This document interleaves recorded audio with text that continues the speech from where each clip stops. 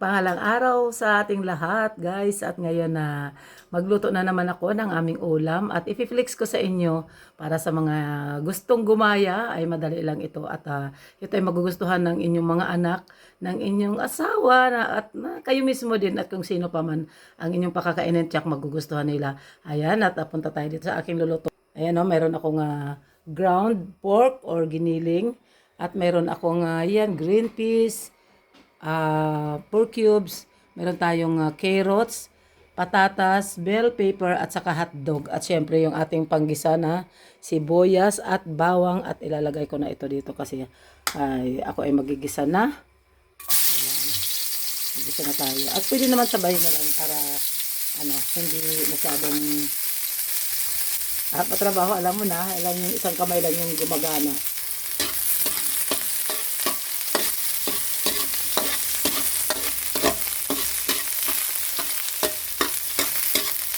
Mahina lang yung apoy ko pero mabilis na kasi mainit na yung aking mantika. At sunod ko na nga yung ating ground pork.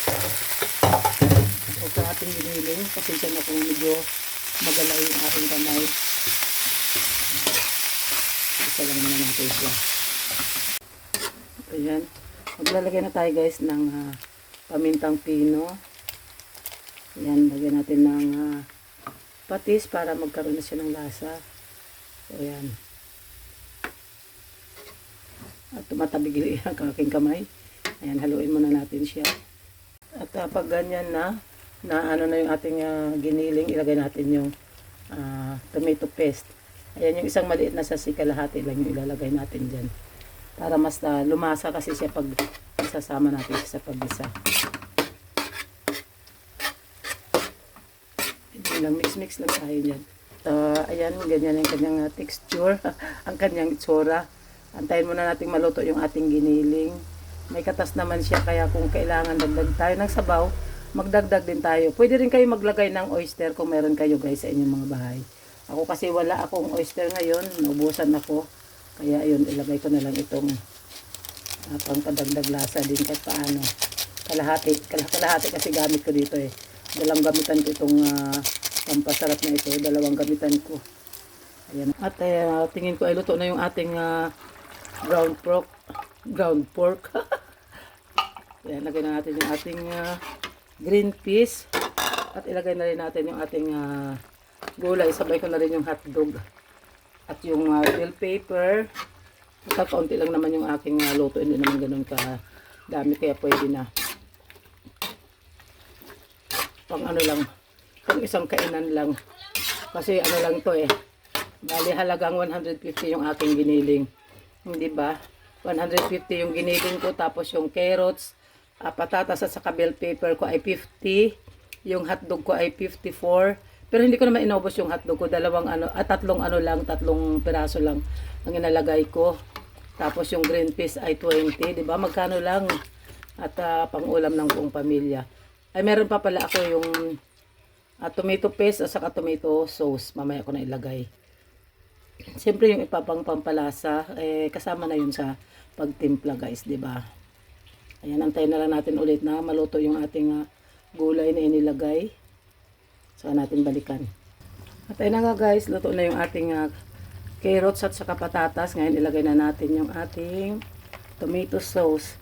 Yung tomato sauce ko po ay sumunod sa pinakamaliit. Kumbaga pangalawa siya sa pinakamaliit. Ayan, at mamaya ko na lang simutin kasi yung aking isang kamay ay nakahawak sa spoon. Ayan. Haluin natin at atin dahil pagkulo ulit ay titimplahan na natin.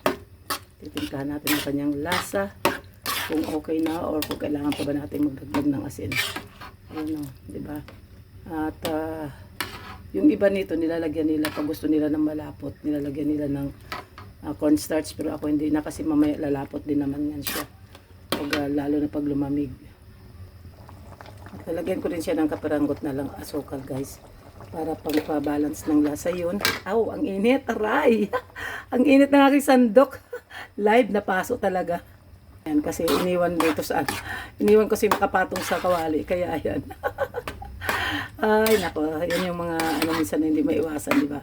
Mga pangyayari. Lalo pat yung nagluluto ay nagbablog ka. Ayan, natikman nga natin ang kanyang lasa. Aha. At okay na siya guys. Yun lang, maraming salamat. Sarap.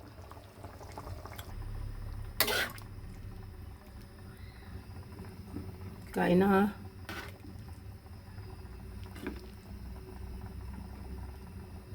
Ayun.